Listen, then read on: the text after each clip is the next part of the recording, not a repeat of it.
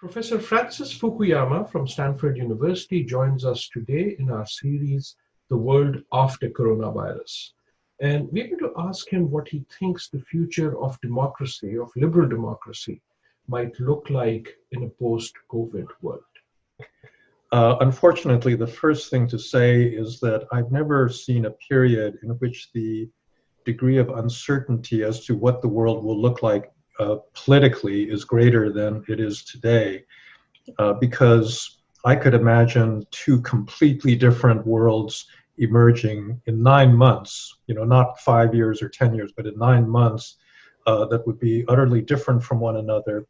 The first one, I think, is that we've been in a period of growing nationalism, xenophobia, anti-foreigner sentiment, the rise of populism all over the democratic world, including in the United States, and that this virus, and then I think the economic consequences will simply accelerate those trends. And so it'll either empower strongmen like Orban in Hungary or Duterte in the Philippines to grab executive power and turn their democracies into dictatorships, or it will strengthen the kind of hostile nationalist responses that you've seen, with like the US pulling out of the World Health Organization.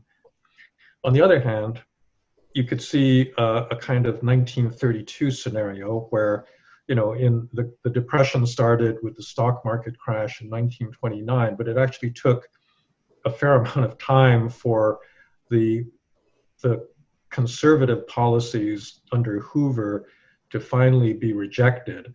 And then at that point, the discrepancy between those Republican policies and reality was so great that everybody said, okay, these guys really screwed up, and they voted in FDR. Democrats took over both houses of Congress, and that hegemony lasted, for the next 50 years. And that's also a possibility. And it could happen in November in our election. And at this point, I'm just not willing to speculate on which of these scenarios we're going to see emerging. There is a third scenario, which actually is a kind of combination of the two. I suppose if you're trying to make a safe bet, this is what you'd end up with, which is that both will happen. And you have to remember, in the 1930s, as a response to that severe crisis, countries went in two opposite directions. So the United States went in a positive direction. Italy and Germany went in the opposite direction. And so both of those things could happen actually simultaneously. What are the most important signs that you might be looking for that might give us a sense of which direction the world might be going in, or democracy might be going in? I think if you have an election in this country that's pretty decisive in one direction or another, or you see a series of governments being toppled in Europe and replaced by, populist governments, that's obviously going to be a sign of things to come. And I do expect that there will be more power grabs like the ones that we've seen in Orban's Hungary and in the Philippines, as rulers begin to try to use the crisis to assert more executive authority. So those are the kinds of warning signs I would look at. How do you think the politics of resentment in this age of rage might play out in a post-COVID world? A lot of politics is driven not by material self-interest, but by the demand for respect and dignity. People will be willing to sacrifice economic goals if they feel that their group or their persons as individuals is being disrespected. And I think for many supporters of populist parties, this has been really what's driving them. They're feeling that the elites are out of touch with them. They don't care about what happens to them.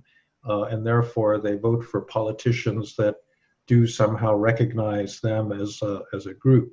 And I think that any period of prolonged distress and discomfort tends to breed this kind of reaction, a lot of resentment, and conspiracy theories that people feel the need to blame their situation on somebody.